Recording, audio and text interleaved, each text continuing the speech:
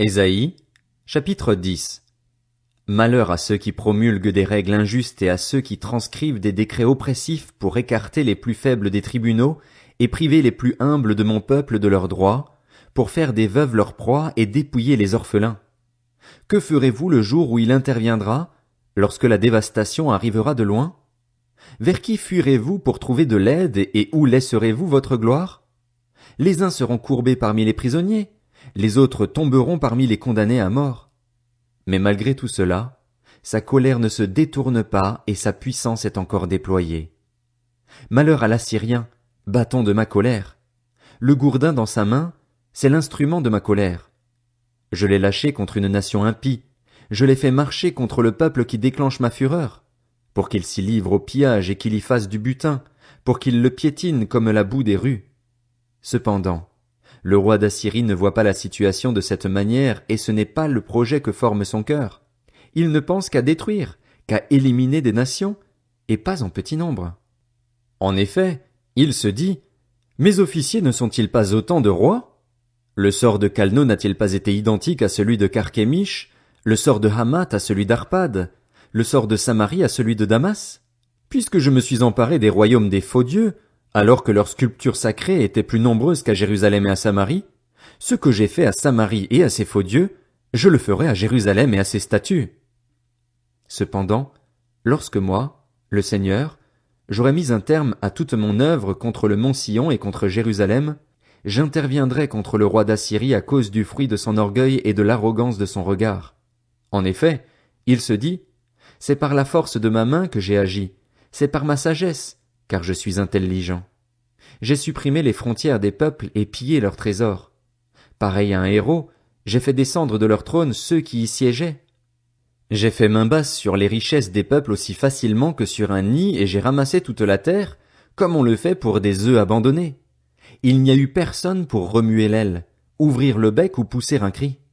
La hache se vante-t-elle aux dépens de celui qui se sert d'elle? La scie se montre-t-elle arrogante vis-à-vis de celui qui la manie? C'est comme si le gourdin faisait bouger celui qui le brandit, comme si le bâton soulevait celui qui n'est pas un simple morceau de bois. C'est pourquoi le Seigneur, l'Éternel, le Maître de l'univers, enverra le dépérissement parmi ses robustes guerriers. Parmi ses dignitaires éclatera un incendie pareil à celui d'un feu. La lumière d'Israël deviendra un feu et son sein sera une flamme qui brûlera et dévastera ses buissons épineux et ses ronces en un seul jour, qui fera entièrement disparaître la gloire de sa forêt et de son verger.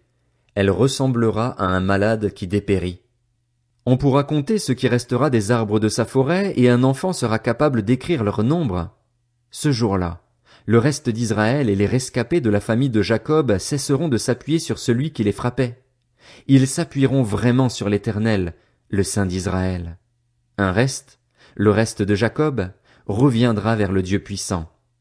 Même si ton peuple, Israël, était pareil au sable de la mer, un reste seulement reviendra. La destruction est décidée, elle déborde de justice. Et cette destruction qui a été décidée, le Seigneur, l'Éternel, le Maître de l'univers, l'accomplira dans tout le pays. Cependant, voici ce que dit le Seigneur, l'Éternel, le Maître de l'univers. Toi, mon peuple qui habite en Sion, n'aie pas peur de l'Assyrien. Il te frappe à coups de bâton. Il lève son gourdin contre toi comme le faisaient les Égyptiens. Mais encore un peu, très peu de temps, et ma fureur contre toi prendra fin. Ma colère se dirigera contre lui pour le détruire.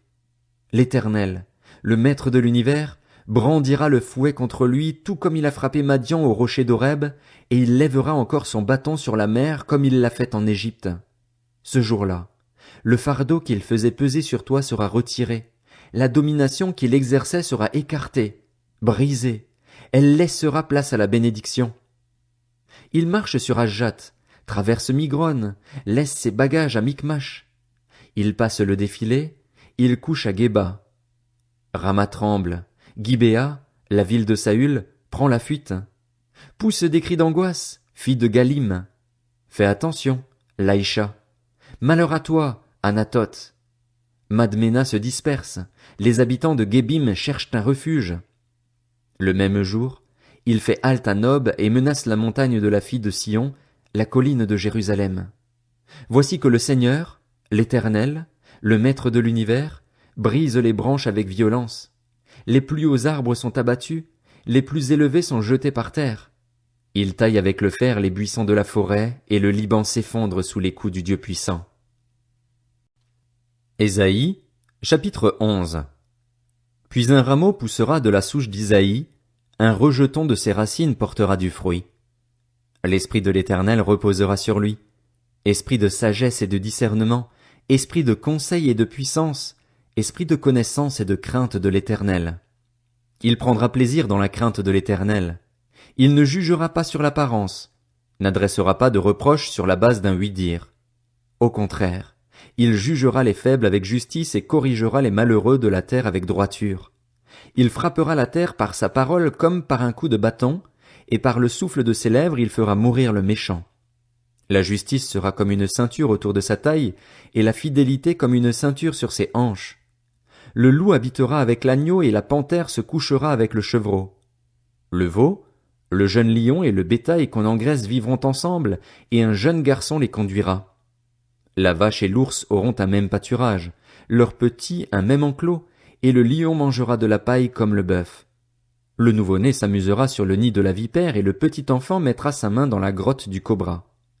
On ne commettra ni mal ni destruction sur toute ma montagne sainte, car la terre sera remplie de la connaissance de l'Éternel, tout comme le fond de la mer est recouvert par l'eau.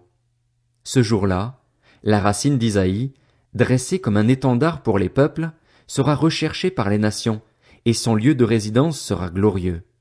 Ce jour-là, le Seigneur interviendra de nouveau pour racheter le reste de son peuple, ceux qui seront restés en Assyrie et en Égypte, à Patros et en Éthiopie, à Élam, à Shinéar, à Hamath et dans les îles de la mer.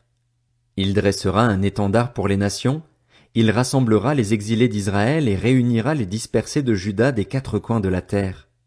La jalousie d'Éphraïm disparaîtra et ses adversaires en Juda seront éliminés. Éphraïm ne sera plus jaloux de Juda et Juda ne sera plus l'adversaire d'Éphraïm. Au contraire, ils fondront sur l'épaule des Philistins à l'ouest, ils pilleront ensemble les nomades de l'est. Ils auront la main mise sur Édom et Moab et les Ammonites leur seront soumis. L'Éternel fendra le golfe de la mer d'Égypte et menacera l'Euphrate en soufflant avec force. Il le partagera en 7 canaux et l'on pourra y marcher en sandales. Il y aura une route pour le reste de son peuple, pour ceux qui seront restés en Assyrie, comme il y en a eu une pour Israël le jour où il est sorti d'Égypte. Ésaïe, chapitre 12. Ce jour-là, tu diras, je te célèbre, Éternel, car tu as été irrité contre moi. Ta colère s'est détournée et tu m'as consolé. Dieu est mon sauveur. Je serai plein de confiance et je n'aurai plus peur, car l'Éternel, oui, l'Éternel est ma force et le sujet de mes louanges. C'est lui qui m'a sauvé. Vous puiserez avec joie de l'eau aux sources du salut et vous direz, ce jour-là, célébrez l'Éternel, faites appel à lui, faites connaître ses actes parmi les peuples, rappelez combien son nom est grand.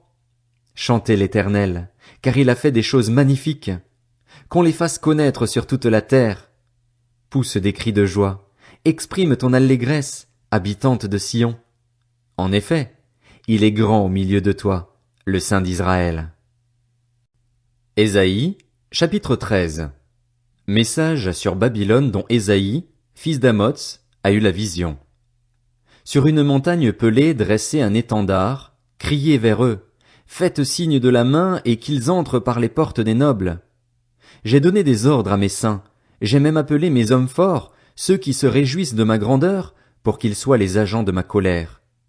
On entend un bruit sur les montagnes, un bruit pareil à celui d'un peuple nombreux, on entend le tapage de royaumes, de nations rassemblées.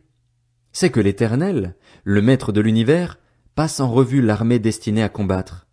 Ils viennent d'un pays lointain, d'une extrémité du ciel. L'Éternel et les agents de sa fureur vont dévaster tout le pays. Lamentez-vous, car le jour de l'Éternel est proche. Il vient comme une dévastation décidée par le Tout-Puissant. C'est pourquoi tous baissent les bras, tous les hommes se découragent. Ils sont terrifiés. Douleur et souffrance s'emparent d'eux, ils se tordent de douleur comme une femme prête à accoucher. Ils se regardent les uns les autres, stupéfaits. Leur visage est en feu. Le jour de l'Éternel arrive. C'est un jour cruel, un jour de colère et d'ardente fureur qui transformera la terre en désert, faisant disparaître les pécheurs de sa surface. En effet, les étoiles du ciel et leurs constellations ne diffuseront plus leur lumière, le soleil s'obscurcira dès son lever et la lune ne fera plus briller sa lumière. J'interviendrai contre le monde à cause du mal commis et contre les méchants à cause de leurs fautes. Je mettrai un terme à l'orgueil des hommes insolents et je rabaisserai l'arrogance des hommes violents. Je rendrai les êtres humains plus rares que leur faim, les hommes plus rares que leur d'Ophir. C'est pourquoi j'agiterai le ciel et la terre tremblera sur elle-même à cause de la fureur de l'Éternel, le Maître de l'univers, le jour de son ardente colère. Alors, comme une gazelle effarouchée, comme un troupeau sans berger, chacun se tournera vers son peuple, chacun se réfugiera dans son pays. Tous ceux que l'on trouvera seront transpercés et tous ceux que l'on attrapera tomberont sous les coups de l'épée. Leurs enfants seront écrasés sous leurs yeux, leurs maisons seront pillées et leurs femmes seront violées. Voici que je réveille contre eux les Mèdes. Ils ne s'intéressent pas à l'argent et ne désirent pas l'or. De leurs arcs ils abattront les jeunes garçons.